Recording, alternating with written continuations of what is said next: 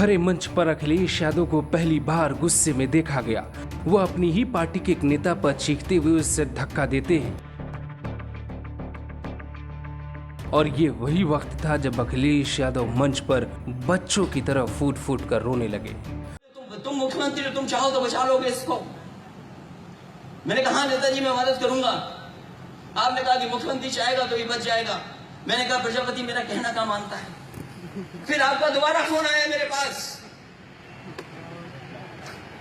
कि ये प्रजापति को हटा दो, राजकिशोर को हटा दो और कमाल अख्तर को हटा दो। अखिलेश यादव के ऊपर अपने पिता को धोखा देने के जो आरोप लगे, ये वही समय था। अब पूरी कहानी विस्तार से। राजनीति के ये वो शब्द हैं जिसके लिए पहले साम दाम दंड भेद की कहावत प्रचलित थी, लेकिन आज के दौर में राजनीति थोड़ी बदल गई, इमोशनल हो गई। नेता भरे मंचों पर रोते हैं। कितने ही नेता हैं जो मुश्किल वक्त में अपने समर्थकों के सामने रो दिए और जनता ने उनके आंसुओं का मोल नहीं गिरने दिया।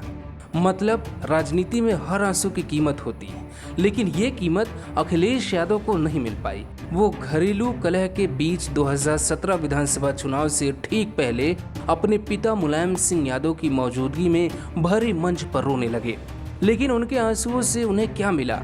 कुछ भी नहीं। थोड़ी देर कार्यकर्ताओं ने सहानुभूति तो दिखाई, लेकिन 2017 के चुनाव में वो बुरी तरह हार गए। 2019 का लोकसभा चुनाव बुरी तरह हार गए। दोनों में गठबंधन भी कामयाब नहीं रहा। ये वो दौर था जब अखिलेश यादव समाजवादी पार्टी को पूरी तरीके से अपने कंट्रोल में ले चुके थे। ना तो पिता मुलायम सिंह यादव की चल रही थी, ना ही चचा शिवपाल यादव की, और न ही पढ़े लिखे प्रोफेसर साहब राम गोपाल यादव की। फिर अखिलेश जीते ही नहीं कि उनकी तारीफ होनी चाहिए। अखिलेश हर चुनाव में हारते चले गए और समर्थकों को लगता है अखिलेश भैया अब की बारी। बीते 5 सालों में ऐसे कई उदाहरण है जहां आंसुओं ने राजनीति में बड़ा काम किया है और उनकी बड़ी कीमत लगी है। मसलन सपा सरकार में प्रताड़ित होकर योगी आदित्यनाथ रोए तो वो आज यूपी के मुख्यमंत्री। नोटबंदी पे नरेंद्र मोदी रोए तो वो दोबारा प्रधानमंत्री बने। लाल कृष्ण आडवाणी तो बात बात पर रोने लगते थे। पूर्व प्रधानमंत्री एचडी देवगौड़ा के पुत्र कुमार स्वामी रोए तो मुख्यमंत्री बना दिए गए।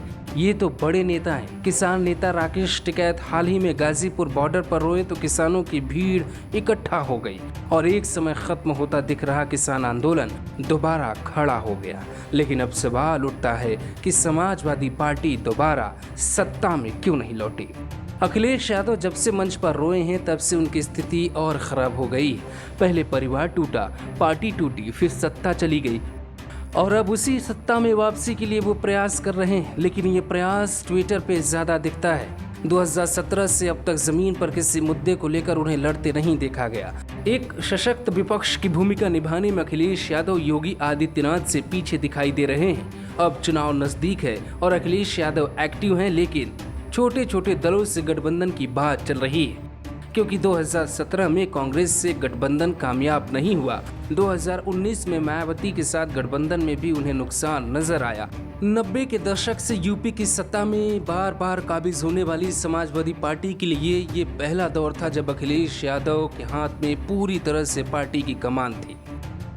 मुलायम के साथ हमेशा शिवपाल सिंह यादव और राम गोपाल यादव रहा करते थे, लेकिन अखिलेश ने जब से राजनीति में समाजवादी पार्टी का काम संभाला है, अकेले अखिलेश सर्वे सर्वा है।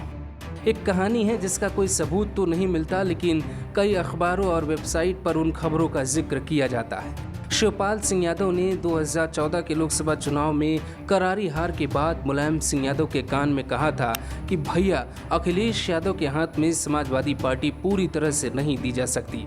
और इसके ठीक 2 साल बाद समाजवादी पार्टी में वो परिवार में महायुद्ध छिड़ा, जिसके बाद शिवपाल सिंह किनारे लग गए। मुलायम सिंह यादव को अखिलेश ने खुद साइड कर दिया। अकेले बचे अखिलेश यादव। सवाल ये है कि कई चुनावों को हार चुके अखिलेश यादव अगर 2022 में भी हार गए तो फिर जवाब क्या देंगे? Bureau report, global Bharat TV.